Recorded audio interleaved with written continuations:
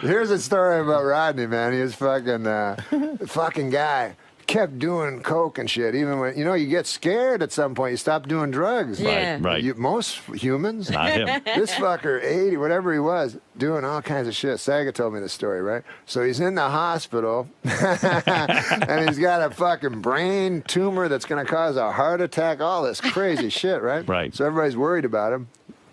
Just leaves the hospital 2 days later, right? Walks out on his own. Yeah, so he's in the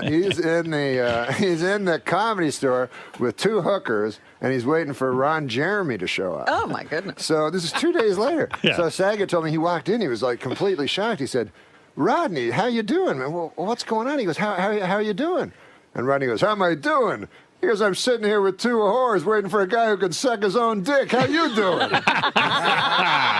Still very quick. Yeah. He was a genuine character. I know guys who went into meetings with him about a movie. Yeah. He'd show up late in a bathrobe with his balls hanging out. Yeah. And like legendary stories of it. yeah, You yeah. talk about not giving a fuck. You worship that. You want to be that guy It who was the doesn't give a greatest. fuck, right? I met Rodney, man, when I was fucking. I made the worst mistake ever, which I was in the fucking hotel, and I loved Rodney and shit. I didn't know him, and I was coming down in the casino. I was coming down the fucking elevator, and Rodney was in the elevator. I'm like, oh my god, it's Rodney. I gotta say something to him. So, anyways, I'd worked on some stupid fucking thing with this director, who said he worked with Rodney. Yeah. So I used that as a thing, right? So I go, hey, Rodney. I go, we have a common friend. He goes, who's that? I go, Paul Johnson. He goes, that cocksucker. He goes, that fucker's no friend. And there's a full elevator. That fucker's no friend of mine. You tell him he can suck my dick. I'm like, oh, I'm not his friend. I'm not his friend. And you hear these stories that Rodney was sort of a bitter guy because he made it late in life and all that. But yet he was a sweet guy because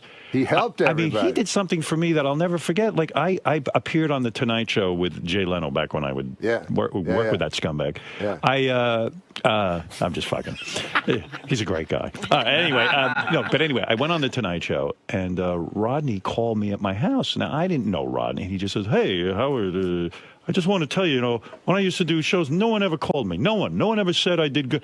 I knew what you were doing up there. You were great. You were doing a great job." Cool. And I was like, wow, Rodney Dangerfield. I mean, because he's the guy. If he thinks you did okay, I must have done okay. Yeah. So what a tremendous, nice thing to do for somebody. Unbelievable. Well, I met him on Saturday Night Live because he came and did, when I did Update, he came and did some jokes on his 75th birthday. So we have to do dress first at 8:30 and then at 11:30 the show, Right. So he comes and he's like, hey, Norm, I got to fucking talk to you, So I go in and I'm like, Mr. Dangerfield, it's great to meet you. That's the first time I ever met him. He goes, listen, man. He goes, what the fuck, man? Why am I doing it at 8:30? I know my fucking jokes. I'll just come back at 11:30.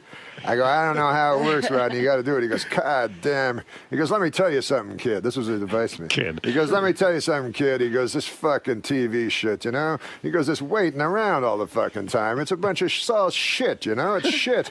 He goes, it's the same with fucking movies, You're in the movie, and then you're in the fucking trailer all the time. That's all you're doing is fucking jerking off in the trailer, He goes, it's all shit, kid. He goes, remember this and remember it. Remember it forever. Stand up, man. That's all there is. Stand up. And he meant it. Then there's a fucking 5-minute pause. He's looking me right in the eyes. He goes, stand up, shit. He forgot. It's all shit. Okay, well. A negative guy. Yeah. I'll tell you at the time I